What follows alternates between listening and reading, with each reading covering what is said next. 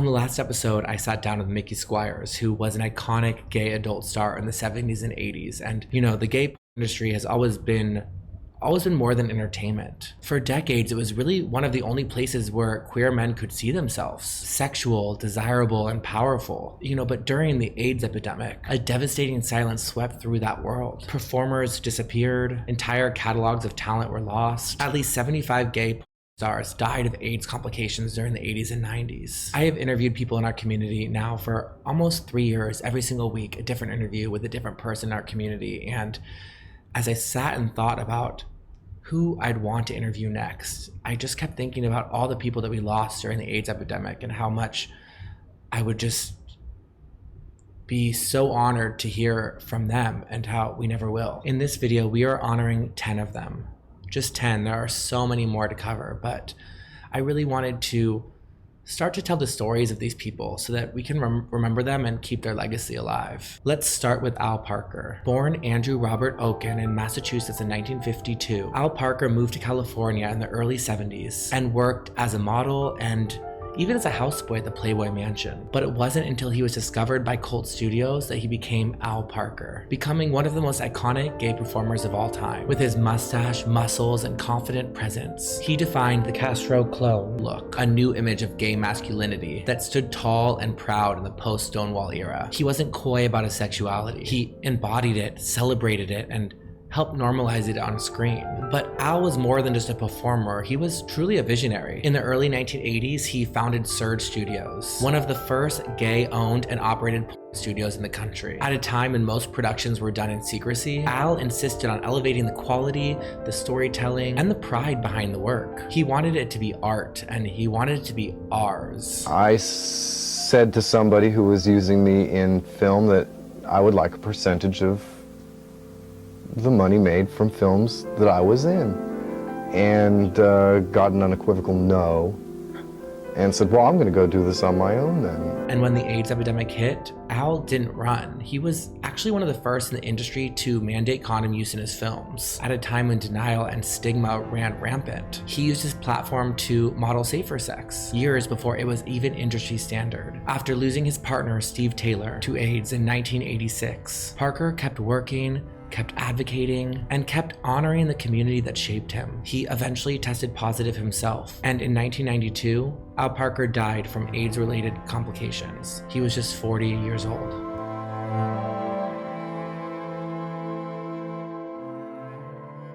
Born John Calvin Culver in 1943, Casey Donovan didn't set out to be a star, let alone a gay icon. He was a former high school teacher from upstate New York who stumbled into adult film almost by accident. But by the early 1970s, under the name Casey Donovan, he became one of the most recognizable and celebrated faces in gay adult film. His breakout role in Boys in the Sand wasn't just a career milestone, it was truly a cultural moment. The film was even reviewed by the New York Times, and it was played in mainstream theaters. And what I liked the most is that it showed that gay sexuality can be artistic, joyful, and unapologetically visible. And Casey, he was really the face of it all. With his towering frame, striking features, and amazing charisma, he wasn't just a fantasy, he was the first gay adult film celebrity. But he also knew what it meant to carry that sort of visibility. In interviews, he talked openly about shame, sex, and the contradictions of being objectified and admired at the same time. But still,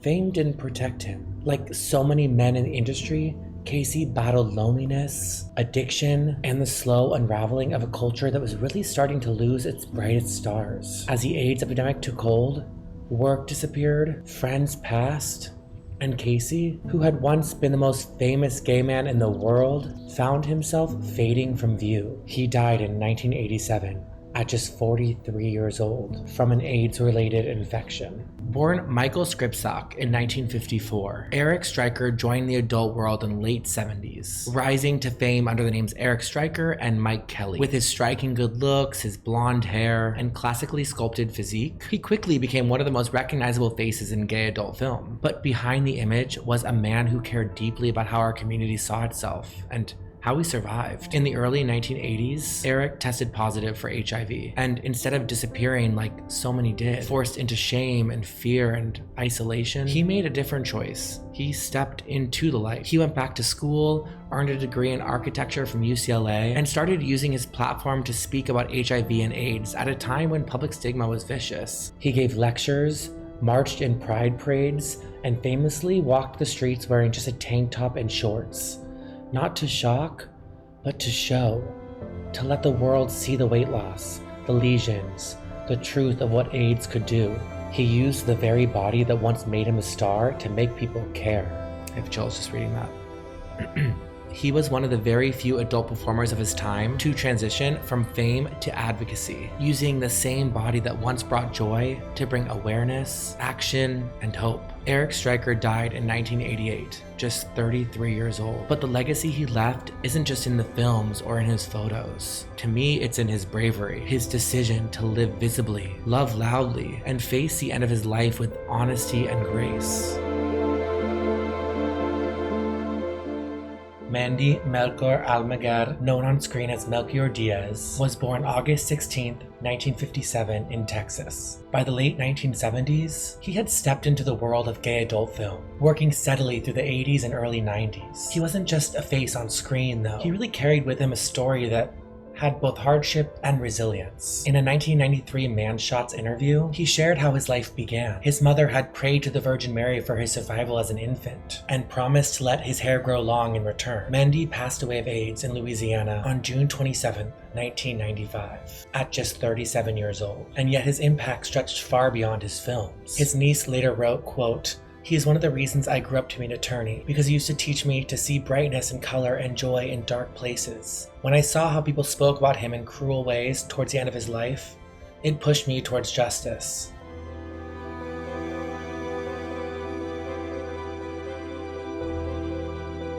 Born James Allen Rideout in 1965 in Waterville, Maine, Kurt Marshall had one of the shortest, brightest careers in gay adult film. He was young, barely 18 when he entered the industry, but his presence was magnetic. Blonde, lean, and all-American, Kurt had the kind of natural charisma that made him instantly iconic. He debuted in 1984 in Sizing Up and quickly rose to fame with The Other Side of Aspen 2, a landmark Falcon Studios film that captured him at his most radiant, laughing, running through the snow, wrapped in that carefree, boyish energy that made him truly unforgettable. At a time when gay porn often leaned into either hypermasculinity or camp, Kurt offered something different: innocence and intimacy, a kind of soft, vulnerable sensuality that just felt real. Kurt Marshall was an advocate for gay rights, once telling an interviewer, quote, "I think to be gay is to be blessed. We have so much freedom, so many choices. This isn't our moment to party or to think we're going to stay young forever.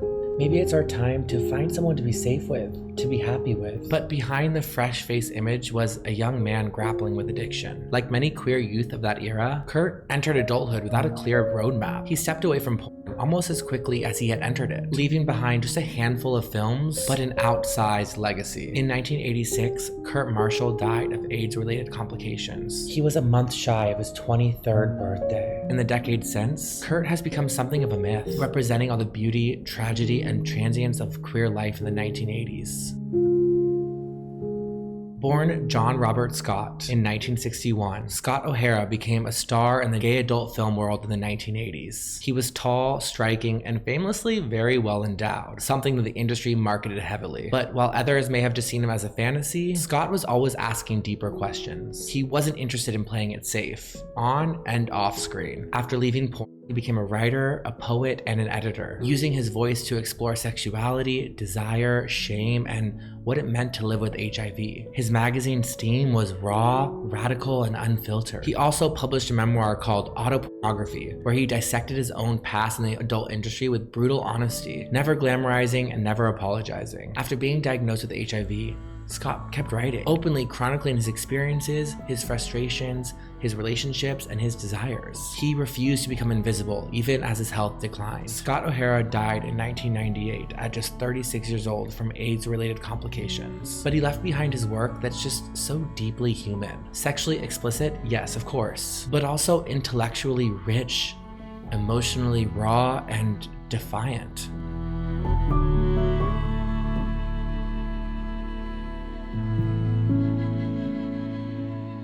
Born in 1943 in Pennsylvania, Arthur J. Bressan was one of the earliest and boldest voices in queer independent cinema. He started making films in the 1970s, blending documentary, narrative, and erotic in a way that was unapologetically gay, deeply political, and emotionally raw. He directed Gay USA in 1977, the first feature-length documentary to capture pride marches across the country. No narrations, no filters, just us, marching, laughing, kissing, and demanding to be seen. At a time when gay lives were either erased or ridiculed in mainstream media, Bressan held up a mirror and said, "Look, this is who we are." But perhaps his most powerful work came in 1985 with Buddies, the first American film to confront the AIDS epidemic head on. It told the story of a gay man volunteering to be a buddy to someone dying of AIDS. It was quiet, intimate, devastating, and it came at a time when mainstream Hollywood wouldn't even say the word AIDS. I'm your buddy.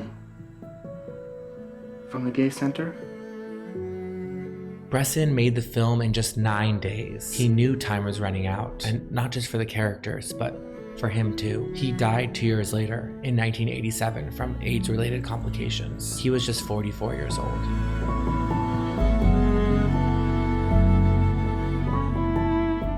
Tony Bravo was born in Puerto Rico on December 23, 1958. By the mid-1980s, he had become a recognizable figure in the gay adult world, acting under aliases like Tony Bello and Michael Pietri. He starred in films like Boys Town, Going West Hollywood, where he played a teacher, and in Power Tool, where he appeared as a prison warden. But his career, like so many of his peers, was tragically cut short. Tony Bravo died of AIDS complications on July 25th, 1990 in California. He was just 31 years old. As I was doing research on all these people, it's hard because some of them have very little to talk about, and I'm pulling from different sources, and I hope that it's all accurate. But if you know something, or if I said something that wasn't accurate, please leave that in the comments below, because it can be a bit confusing, because one website will have a small paragraph about him here, then another website will have a small paragraph that kind of contradicts it. I tried my best to make this accurate. I'm also linking below a couple of other great YouTube channels that I not only watch, but I also got a lot of this information from, and you should check out their channels as well, because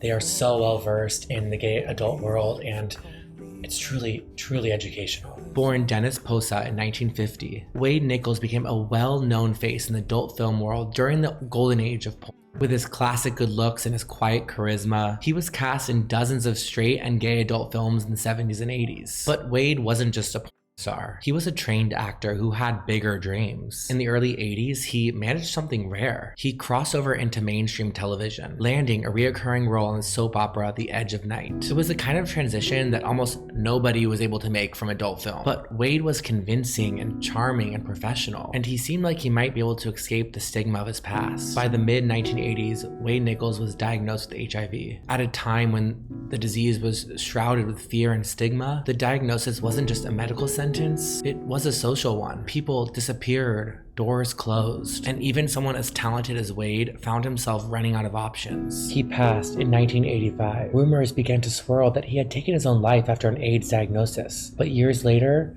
that claim was firmly debunked by his own brother in an oral history interview with the Rialto Report. According to his family, Wade died of complications from AIDS. It's a reminder of how misinformation shaped so many of the narratives around gay men who died during the epidemic, especially those in the adult industry.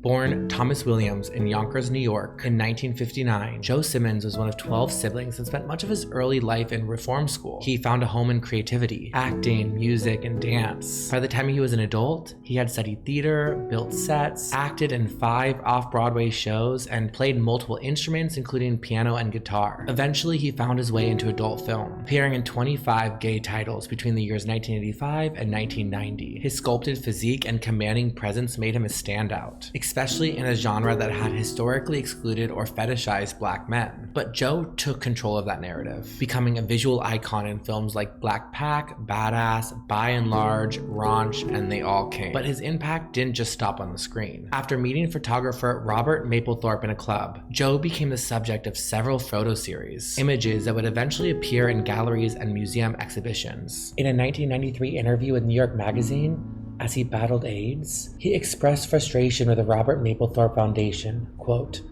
"I don't think the foundation has turned out the way Robert envisioned. Images of me sell for as much as $40,000 each, so in some ways, I feel I made the foundation possible. The foundation's president, Michael Ward Stout, responded, quote, "By law, we are unable to provide funds to individuals, but we have provided millions of dollars to institutions to provide the most advantages to the greatest number of people affected by this epidemic." He added that once he heard Williams was ill, he helped connect him to care at St. Vincent's AIDS Center. In 1994, Joe tested positive for HIV. He told his family shortly after Thanksgiving, and in that final year, they came together, offering him constant support as his health declined. Joe Simmons died of AIDS-related complications on October 2nd, 1995.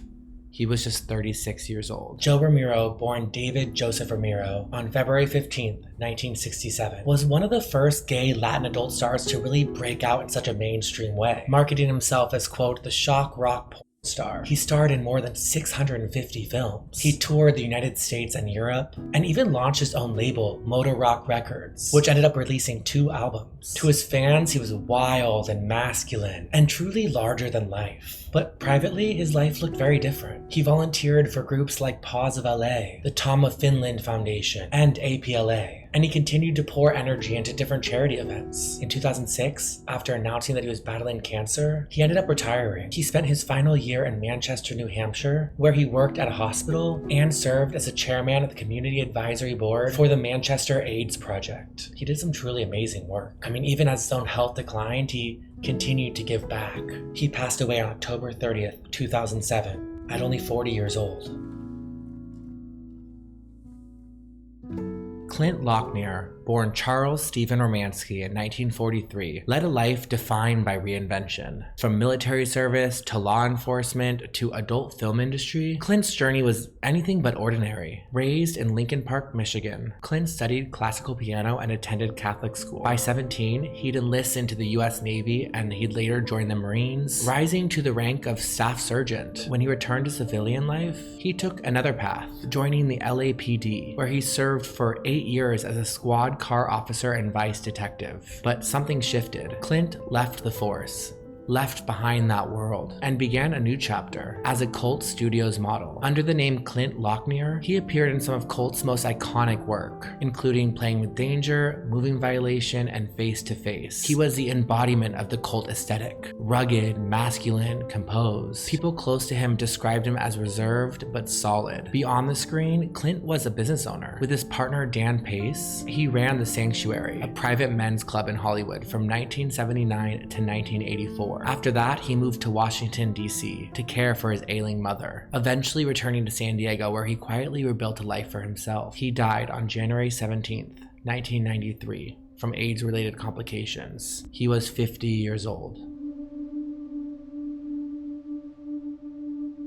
Chad Noel was young, striking, and full of presence, known in the adult film world by the names of Donnie Price and Craven Cox. He was part of a generation of performers who came up in the late 2000s. Many of the studios he worked with focused on bareback content, films that featured unprotected sex, often marketed as taboo or thrilling. Behind the fantasy, though, were real risks. Chad tested positive for HIV and, like far too many performers, found little support from an industry that often prioritizes profit over protection. And on March 17th, 2010, he died of AIDS-related complications. He was only 25 years old. His death didn't make mainstream headlines. There was no major memorial, but within the queer community, especially among people working in or advocating for sex work, it sparked a quiet reckoning.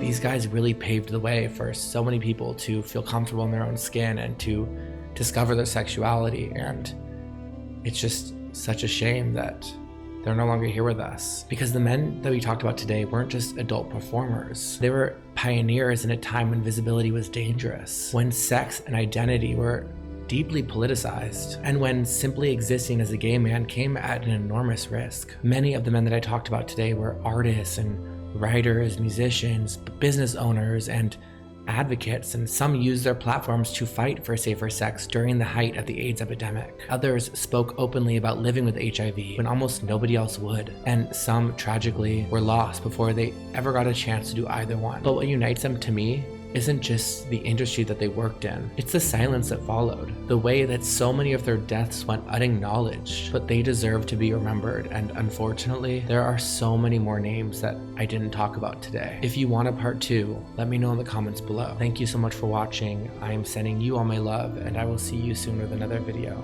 Okay, bye.